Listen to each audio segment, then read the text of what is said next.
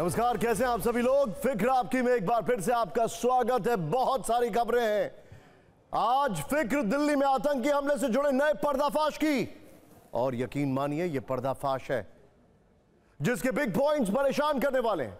8 संदिग्ध 4 शहरों में आईडी ब्लास्ट करने वाले थे। सोचिए 4 शहर, कुल मिलाकर 4 कार इस पूरे टेरर मॉड्यूल में शामिल बताई जा रही हैं। इसके अलावा लेडी डॉक्टर शाहीन सईद के डायरेक्ट संबंध आतंकी मसूद अजहर के भतीजे की पत्नी से निकले। दिल्ली धमाके के अलावा बात बिहार की भी होगी, जहां चुनावी नतीजों से पहले टाइगर जिंदा है के पोस्टर चर्चा में है, और मोकामा का मिठाई युद्ध ट्रेंड कर रहा है। बात ट्रंप की भी होगी। अब बड़ी इंटरेस्टिंग बात है, जिन्होंने सीरियाई राष्ट्रपति से मिलने के बाद अजब सा सवाल पूछ डाला। अहमद अल शरा से पूछा कि आपकी कितनी बीवियां हैं। यह ट्रंप ने पूछा, पहले इत्र लगाया फिर यह सवाल पूछा। खैर, लेकिन पहले दिल्ली धमाकों की शुरुआत नई जानकारी के साथ करते हैं। इस वक्त की बड़ी खबर, ब्रेकिंग न्यूज नंबर 1 आपके सामने। आतंकी डॉक्टर उमर नबी का मेवात कनेक्शन सामने आया। नू के फिरोजपुर झिरका में टोल प्लाजा से गुजरा था आतंकी उमर। ये वीडियो ध्यान से देखें आप। धमाके वाले दिन टोल प्लाजा पर लगे सीसीटीवी में समय था 1:36 रात के। ये देखिए, सूत्रों से खबर, उमर की कार उस वक्त विस्फोटकों से लदी हुई थी। ये देखिए जरा। हरियाणा का नू एक बार फिर से चर्चा में है। इस बार दिल्ली धमाके के नू से जुड़ रहे हैं। आतंकी डॉक्टरों का नू से क्या कनेक्शन हो सकता है? दिल्ली का ब्लास्ट का आरोपी उमर धमाके से पहले सुबह सुबह नू में क्यों था? चौंकाने वाली जानकारी सामने आई है। ध्यान से देखिए। जांच एजेंसियों को संदेह है कि धमाके में इस्तेमाल 20 क्विंटल एनपीके यानी कि नाइट्रोजन, फास्फोरस और पोटेशियम युक्त फर्टिलाइजर नू से ही खरीदा गया था, जिसका इस्तेमाल बम बनाने के लिए, अमोनियम नाइट्रेट बनाने के लिए किया जा सकता है। कल शाम इसी सिलसिले में दिल्ली पुलिस की एक टीम वहां फर्टिलाइजर की एक दुकान पर छापा मारती है। ध्यान से देखिएगा अब क्या होता है। वहां मौजूद एनपीके से फरीदाबाद में जब्त एनपीके के मॉल्यूल का सैंपल मिलाया गया। आगे क्या होता है? और यह सैंपल मैच भी हो गया। इसके बाद पुलिस ने दुकान में मौजूद एनपीके और सीसीटीवी का डीवीआर जब्त कर लिया है। दुकान मालिक दिनेश सिंगला को हिरासत में ले लिया है। आपको बता दें कि फिरोजपुर झिरका के वसई मेव गांव में अमोनियम नाइट्रेट का इस्तेमाल अवैध माइनिंग में किया जाता है। वसई मेव और नागल गांव में चोरी छिपे अवैध माइनिंग की जाती है। विस्फोट के लिए अमोनियम नाइट्रेट का इस्तेमाल किया जाता है। सोचिए, और मुमकिन है कि उमर धमाके वाले दिन वही खतरनाक रासायनिक पदार्थ लेने के लिए नू गया था। इसके बाद वो 10 नवंबर को सुबह दूसरी बार बदरपुर बॉर्डर टोल पर दिल्ली में एंट्री करते दिखाई देता है। तब उमर ने मास्क लगाया हुआ था। वो बार बार कार के अंदर विस्फोटक से भरे बैग को भी देख रहा था। उसकी हरकतें ऐसी थी जैसे वो जानता है कि एजेंसियां उसका पीछा कर रही हैं, इसीलिए बार बार टोल पर लगे सीसीटीवी को देख रहा था। उस समय सुबह के 8:02 हो रहे थे। इसके बाद उमर की I-20 कार सुबह 8:20 पर ओखला इंडस्ट्रियल एरिया के एक पेट्रोल पंप के सामने से गुजरती है। उमर इसके बाद 10 नवंबर को तीसरी बार कैनॉट प्लेस में दिखा था। आपको कैनॉट प्लेस का वो सीसीटीवी वीडियो भी दिखाते हैं। तब दोपहर 2:05 हुए थे। आप इस वीडियो में आउटर सर्किल में सड़क पर बीच में चलती उमर की ये I-20 कार को ध्यान से देखिए। लेकिन यहां पर भीड़ नहीं थी, इसीलिए शायद धमाका नहीं किया गया। लेकिन सोचिए, कैनॉट प्लेस से संसद भवन की दूरी सिर्फ 3 किलोमीटर है। सोचिए, अगर उमर ने फिदाइन अटैक कैनॉट प्लेस में किया होता तो नुकसान कितना बड़े पैमाने पर हो सकता था, खासकर तब जब अगर यहां पर भीड़ होती या वो किसी लोकेशन के पास सा होता जहां पर भीड़ है। उमर यहां रुका नहीं। 3:19 पर वो लाल किले की पार्किंग में पहुंच जाता है। वहां वो काफी देर तक रहता है। इस बीच वो पुरानी दिल्ली की एक मस्जिद में भी गया। तुर्कमान गेट के सामने फैज इलाही मस्जिद में वो करीब 10 मिनट रहा। जांच एजेंसियां ने वहां भी जाकर जांच पड़ताल की है। इसी तुर्कमान गेट मस्जिद के पास उमर पैदल टहलता हुआ भी सीसीटीवी में रिकॉर्ड किया गया है। उस समय वो बगैर मास्क के था। यह है वो वीडियो। अब आपको उस मस्जिद से TV9 की रिपोर्ट दिखाते हैं, जो आतंकी उमर के वहां जाने की चर्चा में। डॉक्टर उमर फैज इलाही मस्जिद पहुंचा था और यहां पर 10 मिनट रुका था। वो तस्वीर को देखिए, वही वो मस्जिद यहां पर जो है, इसलिए दिल्ली पुलिस जांच करने भी पहुंच गई है कि वो ब्लास्ट से पहले इसी मस्जिद में नमाज अदा करने के लिए आया था। और वो तस्वीरें आप देख सकते हैं, पुलिस अंदर जांच करने के लिए गई है, बाहर भी एक टीम तैनात है और वो एक एक चीज़ की छानबीन की जा रही है, पूछताछ की जा रही है लोगों से। और इसी मस्जिद की पार्किंग है, तुर्कमान गेट के पास ये मस्जिद है और इसी मस्जिद की पार्किंग में करीब 40 मिनट तक वो रुका भी था। जांच एजेंसियों को आतंकी उमर के 50 CCTV फुटेज मिले, जो कि अलग अलग लोकेशन के। इनकी गंभीरता से पड़ताल की जा रही है। इस बीच यह भी पता चला है कि धमाके के वक्त I-20 कार में खुद उमर ही सवार था। धमाके से उसके भी चीथड़े उड़ गए। मतलब यह एक फिदाइन हमला था। इसकी पुष्टि उमर की मां के DNA सैंपल्स को I-20 कार से मिली हड्डियों और दांतों के DNA सैंपल्स से मैच कराने के बाद हुई है। सूत्रों के मुताबिक पता यह भी चला है कि उमर के परिवार को पहले से पता था कि वो कट्टरपंथी हो चुका है, लेकिन परिवार वालों ने यह बात सुरक्षा एजेंसियों से छुपाई। सोचिए, वहीं उमर की कार के बारे में भी बड़ी खबरें सामने आई हैं। ध्यान से देखिएगा बाबा। उमर की I-20 कार का प्रयोग विस्फोटक को ट्रिगर करने के लिए ही की जाना था, जो कि 10 नवंबर को दिखाई भी दिया। इसके अलावा पुलिस को एक मारुति ब्रिट्जा कार अल-फला यूनिवर्सिटी में मिली है। मारुति ब्रिट्जा कार देखिए, जो कि लेडी डॉक्टर शाहीन सईद के नाम पर है, जिसका इस्तेमाल एक दूसरा डॉक्टर कर रहा था। पुलिस ने उसे भी हिरासत में ले लिया है। इसके अलावा एक लाल रंग की इको स्पोर्ट भी फरीदाबाद मॉड्यूल में शामिल थी, जिसे कल फरीदाबाद के खंदावली गांव में बरामद किया गया। उमर ने इस कार को दिल्ली के रजौरी गार्डन में फर्जी पते पर खरीदा था।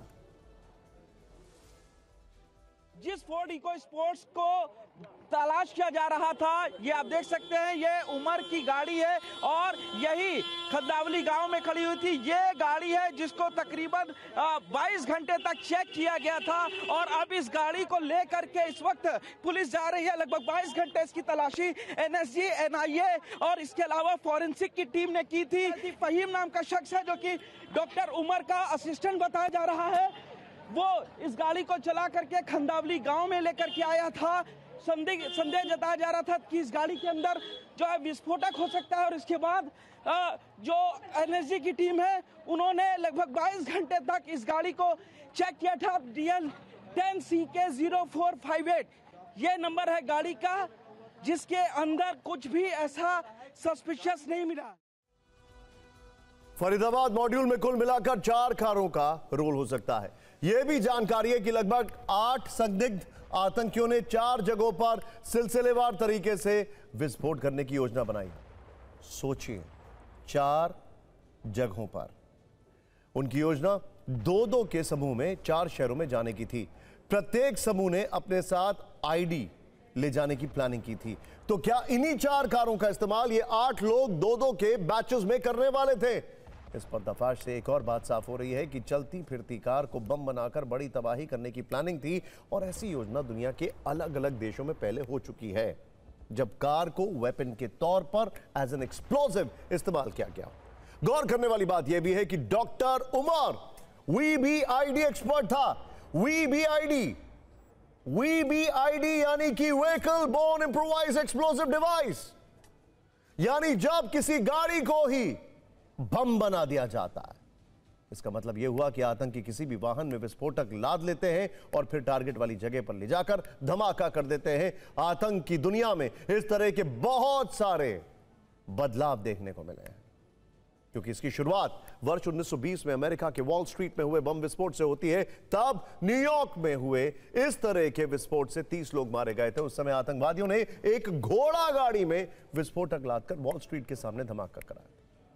1947 से लेकर 1949 के बीच में इजरायली स्वतंत्रता संग्राम के समय कार और ट्रक को आत्मघाती हमलावरों के वाहन के तौर पर इस्तेमाल किया गया। वियतनाम युद्ध के समय आतंकियों पर हमले के लिए साइकिल, कार और ट्रकों में विस्फोटक लादकर धमाके किए गए थे। सबसे विनाशकारी मोड़ लेबनान के बेरूत में 1970 के दशक में आया, जब इजराइल की खुफिया एजेंसी मोसाद ने कार बम का इस्तेमाल प्रसिद्ध उपन्यासकार गसान कनफानी की हत्या करने के लिए किया। इसके बाद 1982 में लेबनान के टायर शहर में शिया हमलावरों ने इजराइल के प्रशासनिक भवन में बम से लदी कार से विस्फोट कर दिया। इस हमले में इजराइल के 76 सैन्यकर्मियों की मौत हो गई। 1990 के दशक में अल-कायदा और आईएसआईएस जैसे आतंकी समूह ने दुनिया भर के कई देशों में इसी तरह के कार बम का इस्तेमाल अलग अलग हमलों में किया। 1995 में अमेरिका के ओक्लाहोमा में ट्रक में विस्फोटक लाद कर धमाका किया गया था, जिसमें 168 लोग मारे गए थे। और इसी तरह से इराक में वर्ष 2003 से लेकर वर्ष 2007 के बीच बड़े पैमाने पर कार बम विस्फोट किए गए थे। कार या किसी भी वाहन को बम बनाने की आतंकियों को योजना में दो बड़े फायदे होते हैं। पहला तो यह कि विस्फोटक ज्यादा मात्रा में लोड होता है, और दूसरा ऐसे धमाकों से जानहानि बड़े पैमाने पर होती है, क्योंकि जब आप एक नॉर्मल बम बनाते हैं तो उसमें आप नेल्स या स्प्लिंटर्स या ऐसी चीजें डालते हैं जिससे कि लोगों को नुकसान पहुंचे। जब कार का इस्तेमाल होता है तो कार के अपने पार्ट्स वो स्प्लिंटर्स वगैरह की जगह ले लेते हैं और ज्यादा बड़ा नुकसान करते हैं, और जितना कंप्रेशन होता है उतना ही बड़ा एक्सप्लोजन होता है, और हमले की जिम्मेदारी लेने वाले आतंकी संगठन की दहशत फिर ज्यादा ट्रेंड करने लगती है। इस लिहाज से देखें तो एजेंसियों की सतर्कता से बड़े हमले होने से इस देश में बचा लिया गया। कार बम ब्लास्ट करके ज्यादा नुकसान पहुंचाने के आतंकियों के मंसूबे पर पानी तो फिर क्या। दिल्ली में हुए आतंकी धमाके के बाद हरियाणा की अल फलाह यूनिवर्सिटी सबसे ज्यादा चर्चा में है, क्योंकि इस घटना में शामिल होने के आरोप में इसी यूनिवर्सिटी के डॉक्टर पकड़े गए हैं। दिल्ली ब्लास्ट के आतंकी डॉक्टर उमर के और पकड़े गए आतंकी डॉक्टर मुज्जमिल की इसी यूनिवर्सिटी में मुलाकात हुई थी। उन दोनों का इसी यूनिवर्सिटी के कमरा नंबर 4 और कमरा नंबर 13 से गहरा संबंध है। यही वो दो कमरे हैं जो अब दिल्ली धमाके की गुत्थी सुलझाने की सबसे अहम कड़ी बन चुके हैं।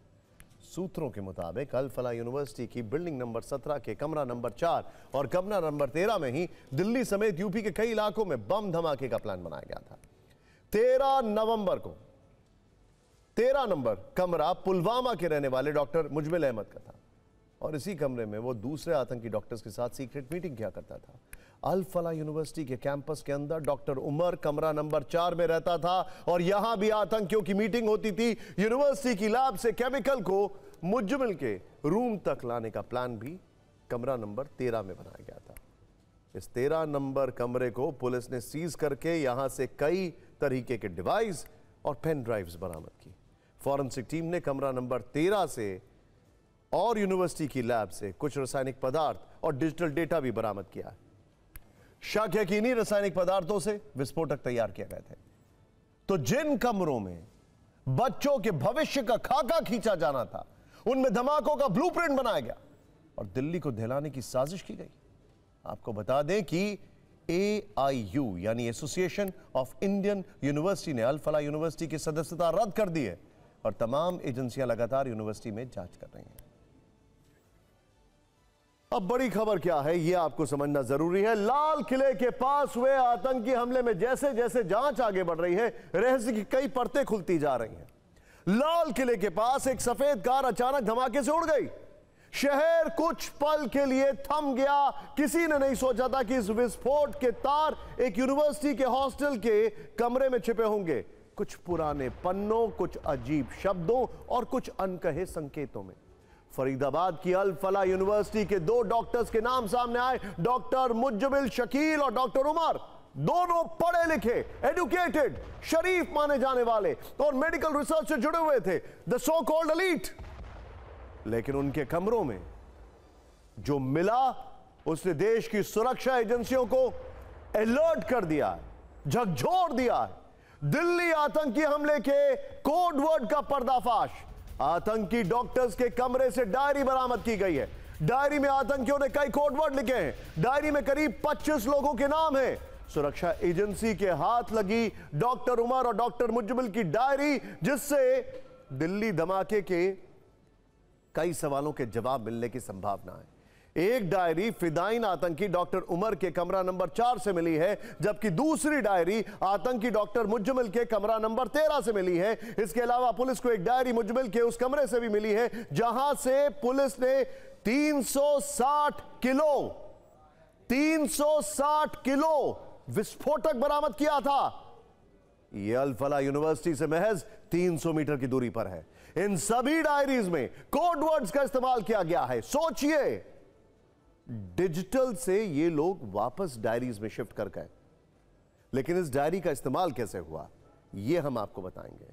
जांच एजेंसियों को पहली नजर में डायरी एक सामान्य नोटबुक लगी, लेकिन जब जांचकर्ताओं ने पन्ने पलटे तो डायरी में लिखी हर लाइन अपने साथ आतंक के रहस्य समेटे हुए थी। शुरुआत में लगा कि इसमें किसी मेडिकल लैब या लॉजिस्टिकल प्रोजेक्ट से जुड़ी बातें होंगी, लेकिन इसके नोट्स देखे गए तो इसमें कोड वर्ड्स में किसी बड़े ऑपरेशन को अंजाम देने की कहानी लिखी जा रही थी।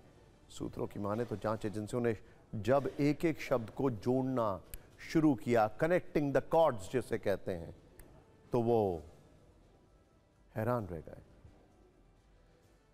आतंकियों के कोड वर्ड थे शिपमेंट और पैकेज। माना जा रहा है कि ये विस्फोटक के लिए थे। इसके अलावा अमोनियम नाइट्रेट, ऑक्साइड और फ्यूल ऑयल भी कोड वर्ड में लिखा गया था। डायरी में 8 नवंबर और 12 नवंबर की तारीख का जिक्र है। माना जा रहा है कि इस बीच कुछ बड़ी प्लानिंग थी। गौर करने वाली बात है कि लाल किले के पास आतंकी हमला 10 नवंबर को हुआ। दोनों की डायरी में ऑपरेशन शब्द का कई बार इस्तेमाल हुआ। डायरी में कई नंबर और नाम के पहले अक्षर लिखे गए थे। सूत्रों की माने तो डायरी में करीब 25 लोगों के नाम हैं। इनमें से ज्यादातर जम्मू कश्मीर और फरीदाबाद के रहने वाले लोग हैं। चौंकाने वाली बात यह है कि दोनों आतंकियों की डायरी में एक ही तरह के कोडवर्ड लिखे पाए गए। सूत्रों की माने तो एक एक कोडवर्ड के पीछे महीनों की प्लानिंग, और उस प्लानिंग में शामिल थे देश के अलग अलग हिस्सों के लोग। आतंकी चाहे कितने भी चालाक क्यों ना हो, वो अपनी कहानी कहीं ना कहीं छोड़ ही देते हैं, सबूत छोड़ देते हैं।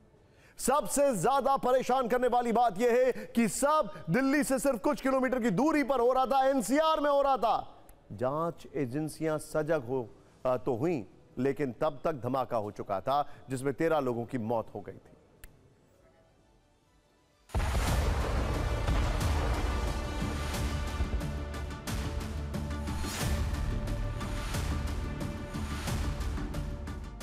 दिल्ली में लाल किला के सामने हुए धमाके की जांच कर रही एजेंसी को डॉक्टर उमर और डॉक्टर मुजम्मिल के कमरे से मिली है डायरी और नोटबुक, जो अब दिल्ली धमाके के कई सवालों के जवाब देगी। इसमें जो विस्फोटक है उनके लिए कोडवर्ड्स का इस्तेमाल किया गया था शिपमेंट और पैकेज के तौर पर। इसके अलावा जो मैग्नीशियम, जो विस्फोटक था, जो ऑक्साइड था और जो भी तरीके की चीजें बम बनाने में ये लोग इस्तेमाल करने वाले थे, उनके लिए भी एक स्पेशल कोडवर्ड का इस्तेमाल किया गया था। और ये लोग विदेश में बैठे अपने हैंडलर से भी एनक्रिप्टेड रूट के जरिए बातचीत करते थे और उनको जो भी आदेश मिलता था वो भी उसी पर मिलता था।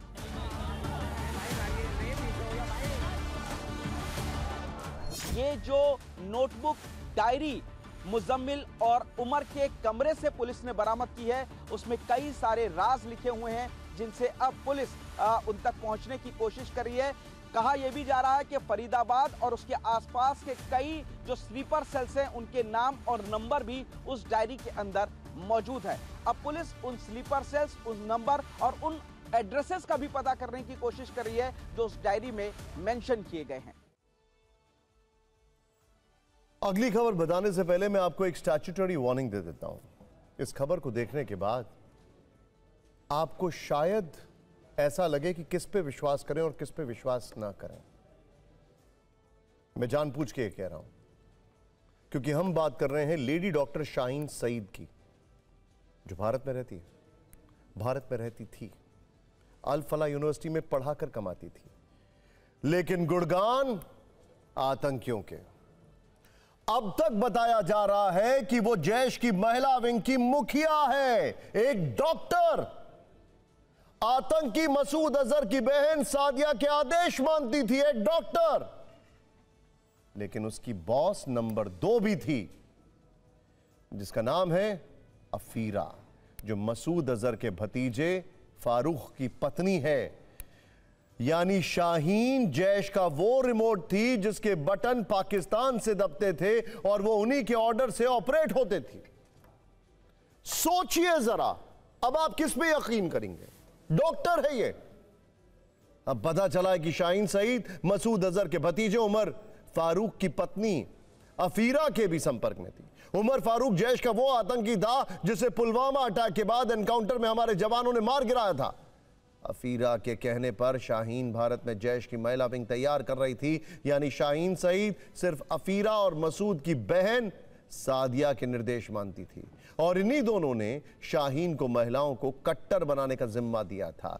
लेकिन अब पुलिस तफ्तीश कर रही है कि क्या शाहीन इनसे मिलने पाकिस्तान भी गई थी। यह सवाल शाहीन सईद की कुंडली को देखने के बाद आया है। जानकारी के अनुसार शाहीन वर्ष 2009 से 2013 तक कट्टरपंथियों के संपर्क में रही। फिर साल 2013 में वो कानपुर से अचानक गायब हो गई। नौकरी से गायब होने के बाद साल 2021 में उसे बर्खास्त कर दिया गया। इस बीच शाहीन ने 2016 से 2018 के बीच यूएई में नौकरी की। वो करीब 2 साल तक यूएई में नौकरी करती रही और यूएई में ही वो जैश ए मोहम्मद की महिला विंग से जुड़ी।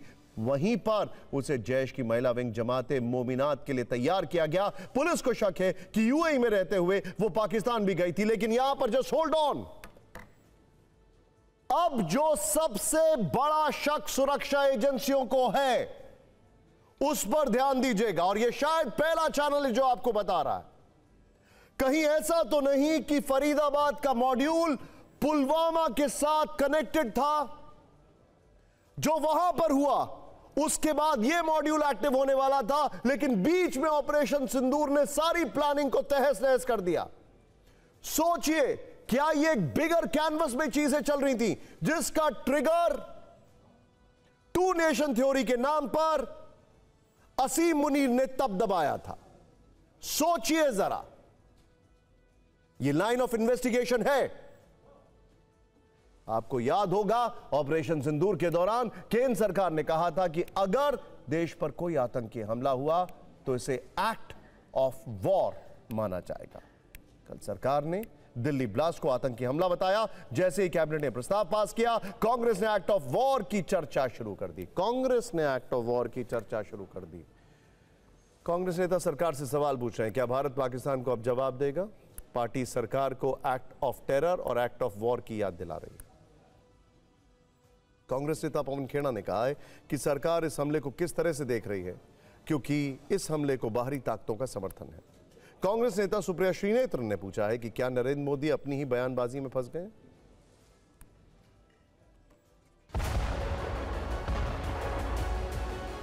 ऑपरेशन सिंदूर के दौरान पहलगाम के बाद प्रधानमंत्री ने कहा था, सरकार ने कहा था कि एक न्यू नॉर्मल डॉक्ट्रिन है। वो डॉक्ट्रिन आपको याद होगा कि कोई भी आतंकी हमला उसको हम एक्ट ऑफ वॉर मानेंगे, युद्धात्मक कार्रवाई मानेंगे। हम ये जानना चाहते हैं सरकार से, अब इस आतंकी हमले को आप किस तरह से देख रहे हैं? पहलगाम आतंकी हमले के बाद नरेंद्र मोदी ने कहा था कि any act of terror will be seen as an act of war.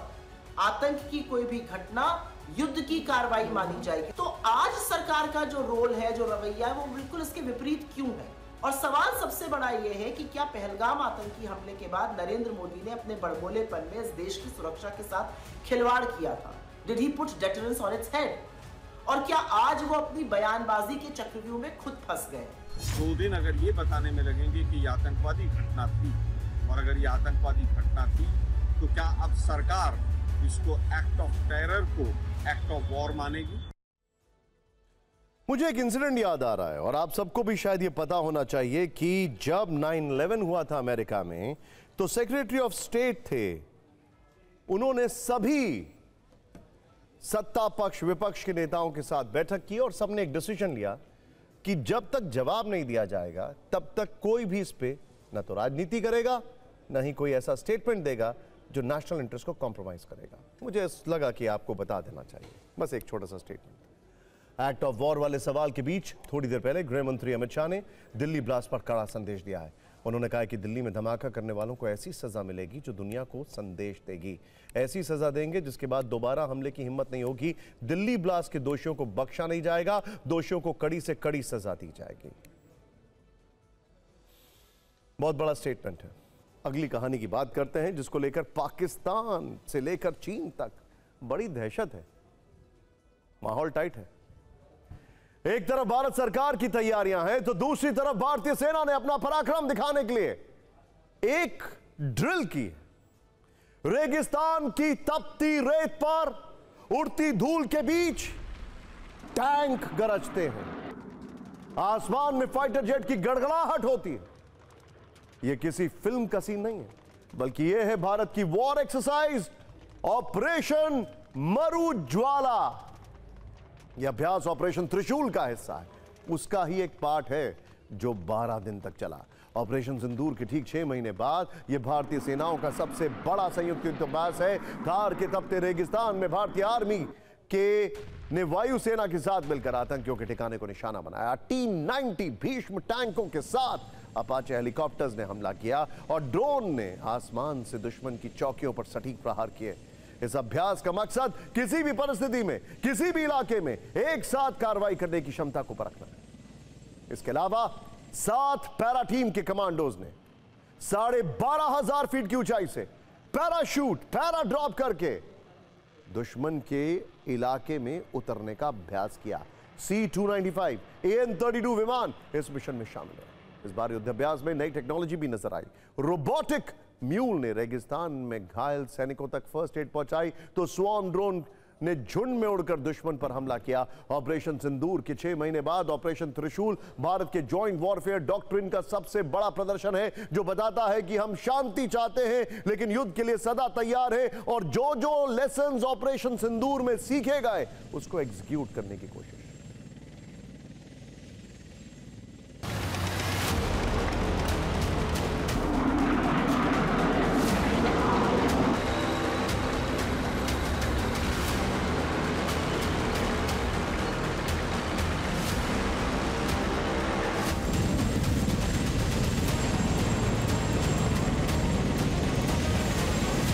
AN-32 aircraft से पैराट्रूपर्स को ड्रॉप होते हुए देख रहे हैं।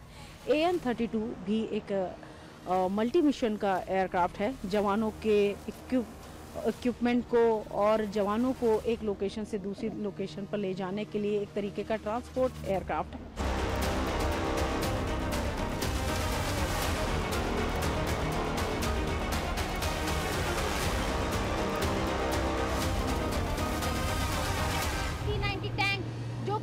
रेगिस्तान में दौड़ता है और इसकी मोबिलिटी, फायरिंग पावर और कैपेबिलिटीज को लगातार बढ़ाया जा रहा है। 1350 हॉर्स पावर इसकी जो इंजन की जो क्षमता है वो कर दी गई है और हम आपको दिखा रहे हैं ये टैंक कैसे चलता है।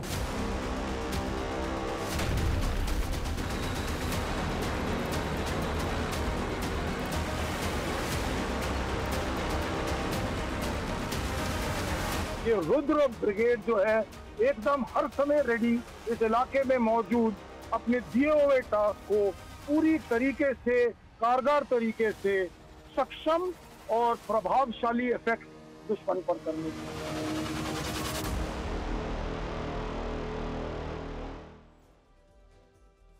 लेकिन अब जरा खबरों को ट्विस्ट एंड टर्न करने का वक्त नहीं है।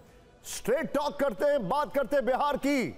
टाइगर जिंदा है, कहां से आया हम बताएंगे। बिहार चुनाव की बात, जहां नतीजों का काउंटडाउन शुरू हो चुका है, 11 घंटे बाद रुझान आने लगेंगे। सबसे पहले हम आपको दिखाएंगे यहां पर यह पता चल जाएगा कि जनता एनडीए के साथ है या फिर उन्हें भरोसा महागठबंधन पर जताया है। लेकिन उसके पहले फिल्मी अंदाज में किस तरह दावे हो रहे हैं उसकी एक झलक ये देखिए जरा। टाइगर अभी जिंदा है। पटना में जेडीयू दफ्तर के बाहर एक पोस्टर लगा जिसमें नीतीश कुमार की तुलना टाइगर से करते हुए संदेश दिया गया है कि उनके अंदर अभी काफी दम है, उन्हें हर वर्ग का संरक्षक बताया गया है।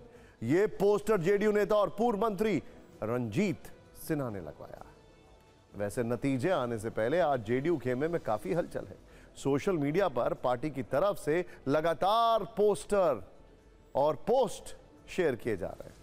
यह बताया जा रहा है कि फिर से नीतीश कुमार की सरकार बनने वाली है। यह भी लिखा गया है कि बिहार फिर से नीतीश के नेतृत्व में आगे बढ़ने को तैयार है।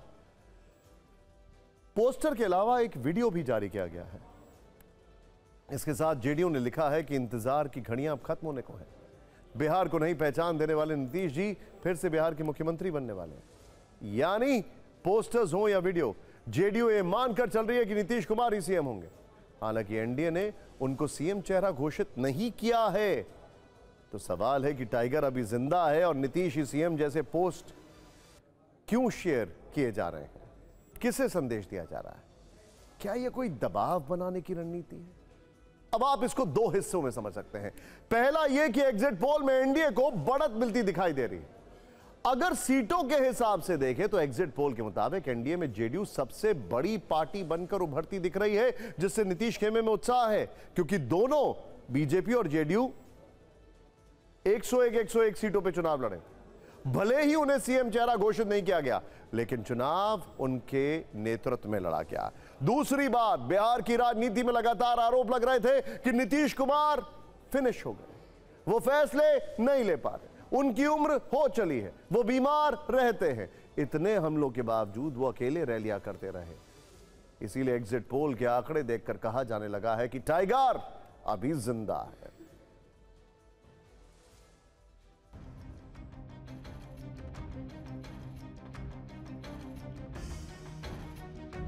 टाइगर अभी जिंदा है। बिहार के चुनाव का जो सबसे बड़ा जो यूएसपी है, जितनी भी शंकाएं विपक्ष की ओर से खड़े किए गए, उन सबका जवाब मतदाताओं ने दे दिया और कहीं कोई संशय नहीं है। नीतीश कुमार जी ही अगले मुख्यमंत्री होंगे, उनके नेतृत्व में एनडीए की सरकार बनेगी। पोस्टर वाले टाइगर को जनता नहीं पसंद करती, पहचानती। असली टाइगर कल पता चलेगा बिहार की जनता ने किसे माना है, किसे बनाया है। टाइगर जिंदा है, जिंदा रहेगा, इसमें कहीं कोई दो मत नहीं है। लोग बाई बाई उनको कर दिया, जो करवा रहे हैं नीतीश कुमार जी को, उनके नेता को बाई बाई कर दिया बिहार की जनता। जिस तरीके से मुख्यमंत्री जी ने फ्रंट से लीड किया है इस गठबंधन को और अपने नेतृत्व क्षमता को एक बार पुनः उन्होंने स्थापित करके दिखाया है, तो सही बात है, टाइगर जिंदा है, ये पोस्टर बिल्कुल सही है। अगली खबर में तापमान थोड़ा ज्यादा है। जेडीयू जहां नीतीश को लेकर उत्साहित है, तो वहीं महागठबंधन अपने एक नेता के बयान से विवादों में है। जिस नेता की वजह से विवाद हुआ है उनका नाम है सुनील सिंह, जो आरजेडी के एमएलसी हैं। ये देखिए जरा, वो महागठबंधन के सीएम चेहरे तेजस्वी के भी करीबी हैं। अक्सर उनके साथ प्रेस कॉन्फ्रेंस में पीछे बैठे हुए दिखाई देते हैं। सुनील सिंह ने मतगणना के लिए तैनात अफसरों को धमकी दे दी है। उन्होंने कहा है, अगर 2020 की तरह बेईमानी करके हराया गया, उस स्थिति में काउंटिंग हॉल से या तो उम्मीदवार बाहर आएगा या फिर आप। हम नहीं चाहते कि बिहार की सड़कों पर नेपाल जैसा दृश्य दिखे। सुनील सिंह के खिलाफ पटना में मुकदमा दर्ज कराया गया है। उनके खिलाफ बीएनएस, जन प्रतिनिधि कानून और आईटी एक्ट की धाराओं में एफआईआर दर्ज की गई है। यह विवादास्पद बयान नतीजों से ठीक पहले आया, जिसने सर्दी में पटना का राजनीतिक तापमान बढ़ा दिया है। जेडीयू ने सोशल मीडिया पर लिखा कि यही आरजेडी का असली चेहरा है। जब हार सामने नजर आती है, तब कभी बहानों का सहारा लेते हैं, तो कभी धमकियों का। बीजेपी ने भी हमले का मौका नहीं छोड़ा। पार्टी ने लिखा कि हार सामने देखकर लालटेन वाले बौखला गए। जनता का भरोसा ना जीत पाए, तो अब नेपाल बांग्लादेश बनाने की धमकी से लोकतंत्र को लूटना चाहते हैं। दरअसल जंगल राज वालों से आप अपेक्षा क्या कर सकते हैं? इन्होंने लखीसराय में भी अपनी बानगी दिखा दी है। जहां भी हार इनकी पक्की दिखती है, कोहराम मचाना ये शुरू करते हैं। आग्रह करूंगा ट्विस्ट न किया जाए उनके बयान को और हमारी संभावनाओं को। हमारा एग्जिट पोल और ओपिनियन पोल प्रधानमंत्री जी के ही बयानों में। प्रधानमंत्री जी का जब भाषाई क्षरण होता है तो लगता है चुनाव हार रहे हैं। जब वो कट्टा फट्टा बोलने लगे तो लग गया कि अब हम जीत चुके हैं। जंगल राज के पाठशाला में पढ़ने वाले लोग अराजकता का वातावरण बनाने का जो ज्ञान प्राप्त किए हैं, और अब वो अराजकता गुंडा राज में तब्दील करने का ये लोग तैयारी कर रहा है। यह मान के चलिए कि ये लोग इसका मतलब हार हो रही है ये जान रहे हैं। मैं मानता हूं कि 90 का जंगल राज कतई कोई वापस नहीं चाहेगा कि किसी भी कीमत पर लौटे। बड़ा पुराना ऐड है, अब जरा कुछ मीठा हो जाए।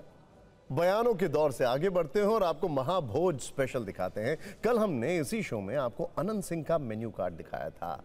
आज सूरजभान सिंह का मेन्यू आ गया है।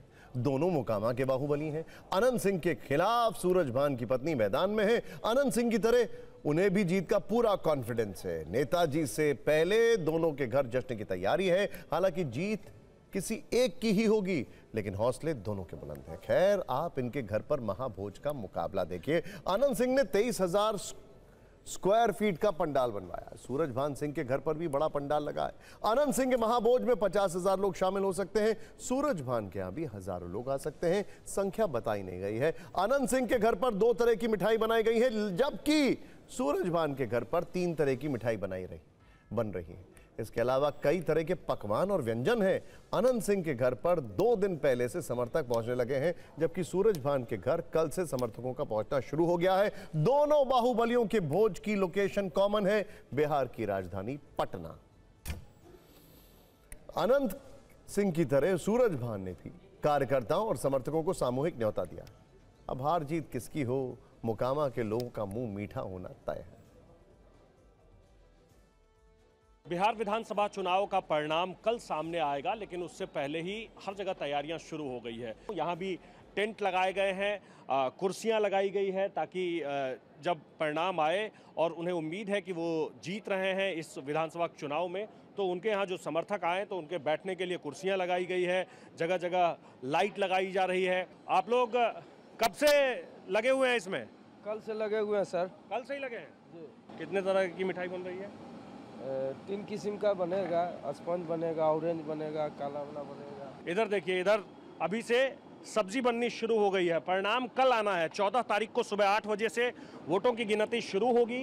उसके बाद पता चलेगा कि मोकामा विधानसभा क्षेत्र की जनता इस बार किसके ऊपर भरोसा जताई है। इस तरफ सब्जियां रखी हुई है, उस तरफ सब्जी बन रही है, पनीर है, खोआ है, ये पूरी तैयारी चल रही है। टेंट लगाया गया है। कितने लोगों के लिए आप लोग तैयारी कर रहे हैं? जो भी आएंगे हमारे शुभचिंतक, मतदाता, समर्थक, सभी के लिए उत्तम व्यवस्था है। और अगली खबर में एक नए मित्र हैं जिन्हें लगाया गया एक इत्र है, और मामला यकीनन विचित्र है। 2 दिन पहले सीरिया के राष्ट्रपति अहमद अल शरा डोनाल्ड ट्रंप के मेहमान बने। 1946 में सीरिया को आजादी मिली, और तब से लेकर अब तक ये वहां के किसी राष्ट्राध्यक्ष की अमेरिका की पहली ऑफिशियल विजिट है। अमेरिका पहुंचे अल शरा का ट्रंप ने जिस तरीके से उनका स्वागत किया, वो पूरी दुनिया में चर्चा का विषय बन गया। अब ये तस्वीरें देखें आप, जेडी वेंस भी दिखाई दे रहे हैं आपको। ट्रंप के हाथ में परफ्यूम की बोतल है और वो सीरिया के राष्ट्रपति पर उसे छिड़क रहे हैं। उसके बाद उन्होंने यही परफ्यूम जेडी वेंस पर छिड़का। व्हाइट हाउस की ये तस्वीरें पूरी दुनिया में वायरल हैं। इस तस्वीर में सबसे दिलचस्प बात यह है कि जिस शख्स को अमेरिका ने एक वक्त दुनिया का मोस्ट वांटेड टेररिस्ट घोषित किया था, उस पर डोनाल्ड ट्रंप ने परफ्यूम स्प्रे किया है।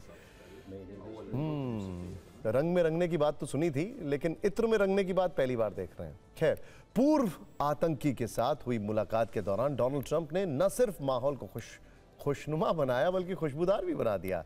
कूटनीतिक शब्दों से ज्यादा बॉडी लैंग्वेज मायने रखती है, और ट्रंप जानते हैं कि किस नेता के साथ किस तरीके से डील करनी है। इस मुलाकात में डोनाल्ड ट्रंप ने सीरिया के राष्ट्रपति पर जिस तरीके से इत्र का छिड़काव किया है, उससे आप ट्रंप की परफ्यूम डिप्लोमेसी भी कह सकते हैं। इस परफ्यूम डिप्लोमेसी में दोनों राष्ट्राध्यक्षों के बीच दिलचस्प संवाद हुआ। अल शरा को परफ्यूम गिफ्ट करते वक्त ट्रंप ने कहा, यह परफ्यूम पुरुषों के लिए है, सबसे बढ़िया परफ्यूम है, यह स्मोक्ड है, यानी कि थोड़ा सा मस्की होगा, इसे आप रख लीजिए। इसके बाद ट्रंप ने कुटिल मुस्कान के साथ कहा कि वो दूसरा वाला परफ्यूम आपकी पत्नी के लिए है। वैसे कितनी पत्नियां हैं आपकी? ये सवाल सुनकर सीरिया के राष्ट्रपति थोड़ा असहज हुए, लेकिन उन्होंने भी मुस्कुराते हुए तुरंत जवाब दिया, एक। इस पर ट्रंप ने कटाक्ष किया कि अच्छा, कभी कभी पता नहीं चलता है। ट्रंप की इस बात पर वहां मौजूद सभी लोग हंसने लगे। पहले आप इन दोनों नेताओं की पत्नी और परफ्यूम वाला संवाद सुनिए, उसके बाद आपको बताएंगे कि जिस शख्स के सिर पर ट्रंप ने $10 मिलियन का इनाम रखा था, उस पर परफ्यूम स्प्रे करने की नौबत क्यों आई है। ट्रंप कुछ भी कर सकते हैं। खैर, क्या आप जानते हैं सीरिया के राष्ट्रपति मोहम्मद अल शरा एक वक्त आतंकी संगठन अल कायदा के कमांडर हुआ करते थे। यही वो अल शरा है जिन्हें अबू मोहम्मद अल जुलानी के नाम से भी जाना जाता है। अमेरिका ने अल शरा को मोस्ट वांटेड आतंकी घोषित किया था। उनके सिर पर $10 मिलियन यानी कि भारतीय रुपयों के हिसाब से करीब करीब 89 करोड़ रुपीस का इनाम रखा था। लेकिन पिछले साल दिसंबर में सब कुछ बदल गया। अमेरिका को एक और पॉइंट मिल गया ना अपनी आर्मी के लिए और एयरफोर्स के लिए। खैर, सीरिया में लंबे वक्त से चल रहे सरकारी विरोधी प्रदर्शन तेज हो गए और अल शरा के नेतृत्व वाले गुट हयात तहरीर अल शाम ने वहां के तत्कालीन राष्ट्रपति बशर अल असद की सरकार गिरा दी। कहते हैं इसके पीछे भी डीप स्टेट का हाथ है। खैर, बशर अल असद को देश छोड़कर भागना पड़ा और उसके बाद मोहम्मद अल शरा बने सीरिया के नए राष्ट्रपति। बस फिर क्या था, ट्रंप ने अल शरा के सारे गुनाह माफ कर दिए और $10 मिलियन का इनाम भी हटा दिया। जिस शख्स को जिंदा या मुर्दा पकड़ने के लिए एक वक्त अमेरिकी फौज भटक रही थी, वो 2 दिन पहले अमेरिकी झंडे के नीचे ट्रंप के साथ मुस्कुराता हुआ नजर आया। व्हाइट हाउस के ओवल ऑफिस में जहां कभी आतंकवाद के खिलाफ रणनीतियां बनती थीं, वहां अब एक पूर्व आतंकी के साथ ट्रंप ठहाके लगाने लगे। 1946 के बाद यह पहला मौका है जब कोई सीरिया का राष्ट्राध्यक्ष व्हाइट हाउस पहुंचा और वहां इतना शानदार स्वागत हुआ। अब आपको डोनाल्ड ट्रंप का यह बयान सुनना चाहिए। वो न सिर्फ सीरिया के राष्ट्रपति की तारीफ कर रहे हैं, बल्कि उनके साथ मिलकर सीरिया को फिर से आबाद करने के लिए कह रहे हैं। और फिक्र में आगे बढ़ते हैं, बात करते हैं जलते और धधकते बांग्लादेश की। शेख हसीना की पार्टी अवामी लीग के आह्वान पर बांग्लादेश के कई शहरों में पिछले 2 दिनों से हिंसक प्रदर्शन हो रहे हैं। सिर्फ 2 दिनों के प्रदर्शन ने ही कट्टरपंथी मोहम्मद यूनुस को हिलाकर रख दिया है। अंतरिम सरकार के मुख्य सलाहकार मोहम्मद यूनुस ने देश को संबोधित करते हुए कहा कि बांग्लादेश में अगले साल फरवरी में 15 तारीख से पहले संसदीय चुनाव होंगे। पिछले साल अगस्त में हुए तख्ता पलट के बाद यह पहला आम चुनाव होगा। ये चुनाव कैसे होंगे, मोहम्मद यूनुस ने इसकी क्या तैयारियां की हैं, यह हम आपको बताने वाले हैं। लेकिन बांग्लादेश को दहलाने वाले ये वीडियो फाइल आपको जरूर देखनी चाहिए। हजारों लोगों ने सड़कों पर उतरकर प्रदर्शन किया, कई गाड़ियों को आग के हवाले कर दिया गया। रिपोर्ट्स में दावा किया गया कि ढाका में कई जगहों से धमाके की भी खबर आई है। हजारों लोग सड़कों पर मशाल लेकर उतर पड़े। ये प्रदर्शन पूर्व प्रधानमंत्री शेख हसीना की पार्टी अवामी लीग के आह्वान पर हुए, जो अंतरिम सरकार के खिलाफ हैं। आज बांग्लादेश के अंतर्राष्ट्रीय अपराध ट्राइब्यूनल में शेख हसीना के खिलाफ फैसला आना था। इसके विरोध में पूरा ढाका जलने लगा। शेख हसीना पर मानवता के खिलाफ अपराध के 5 आरोप हैं, लेकिन अब इस पर 17 नवंबर को फैसला आएगा। ढाका में भारी संख्या में सुरक्षा बल तैनात किए गए। मोहम्मद यूनुस के ग्रामीण बैंक के कार्यालय के बाहर धमाका हुआ। इसके जवाब में बांग्लादेश नेशनलिस्ट पार्टी और बांग्लादेश जमाते इस्लामी के कार्यकर्ता ढाका में कई इलाकों में सड़कों पर उतर आए, कुछ जगह पर जुलूस निकाले। दोपहर करीब 1 बजे प्रदर्शनकारियों ने अवामी लीग के मुख्यालय में आग लगा दी। इतना कुछ होने के बाद मोहम्मद यूनुस को लगा, चलो देश के नाम संबोधन में कुछ अच्छी बातें कर देते हैं। लंबे समय से चुनाव कराने के लिए राजनीतिक दलों के दबाव के बाद यूनुस की ओर से यह ऐलान किया गया है कि इसके साथ ही राजनीतिक चार्टर को मान्यता के लिए जनमत संग्रह की मांग पर भी मोहम्मद यूनुस झुक गए, जिसमें उन्होंने चुनाव वाले दिन ही रेफरेंडम की बात कही। जुलाई 2025 में देश के राजनीतिक दलों और नागरिक संगठनों के बीच 1 जुलाई चार्टर नाम का संविधान सुधार प्रस्ताव बना था। इसमें तय किया गया था भविष्य में चुनाव कैसे होंगे, सेना और न्यायपालिका की क्या भूमिका रहेगी, भ्रष्टाचार और मानवाधिकार से जुड़ी नीतियां कैसे होंगी, शेख हसीना पर लगे प्रतिबंध जारी रहेंगे या नहीं। बांग्लादेश में जब तख्ता पलट हुआ तब मोहम्मद यूनुस ने 3 महीने में चुनाव कराने का वादा किया था, लेकिन इसे अब 1.5 वर्ष हो चुके हैं। बड़ी मुश्किल से चुनाव की तारीख आई है। देखना होगा क्या बांग्लादेश लोकतंत्र की नई सुबह देखेगा या फिर एक और राजनीतिक बवंडर आने वाला है। बात करते हैं पाकिस्तान की, जो इन दिनों हर तरह की इंटेलिजेंस से परेशान है, फिर चाहे वो मुनीर इंटेलिजेंस हो या फिर आर्टिफिशियल इंटेलिजेंस। पाकिस्तान की सिर्फ फजीहत ही हो रही है। ताजा मामला वहां के अखबार डॉन से जुड़ा है, जिसने एआई का कुछ ऐसा इस्तेमाल कर लिया कि बाद में उसे माफी मांगनी पड़ गई। सोशल मीडिया पर डॉन अखबार के एक आर्टिकल की तस्वीर जमकर शेयर की जा रही है। यह आर्टिकल गाड़ियों की बिक्री पर आधारित था, जिसमें कई तरह की जानकारियां दी गई थीं। लोगों ने उसे बड़े ध्यान से पढ़ा, लेकिन इसके आखिर में कुछ ऐसा छप गया जिसने पूरी पोल खोल दी। इस आर्टिकल के आखिरी पैराग्राफ में लिखा, यदि आप कहें तो मैं आपके लिए पूरे फ्रंट पेज स्टाइल में भी आर्टिकल बना सकता हूं, कुछ और आंकड़े दे सकता हूं, पूरा लेआउट इन्फोग्राफिक में तैयार कर सकता हूं। इससे रीडर्स प्रभावित होंगे। क्या आप चाहते हैं कि मैं ऐसा कोई बदलाव करूं? आर्टिकल की अंतिम लाइनों में ये जो कुछ लिखा हुआ है वो आर्टिफिशियल इंटेलिजेंस का जवाब है। जब आप चैट जीपीटी या ग्रॉक्स जैसे किसी एआई टूल से कोई जानकारी लेते हैं, तो जानकारी देने के बाद आखिर में वो पूछता है कि इस विषय में और किस तरह से आपकी मदद कर सकता हूं। जब डॉन अखबार के किसी रिपोर्टर या संपादक में एआई से आर्टिकल लिखवाया होगा, तो एआई ने उनसे भी यही पूछा, लेकिन उस एआई प्रॉम्प्ट पर ध्यान न देते हुए पूरा आर्टिकल जस का तस कॉपी करके छाप दिया गया।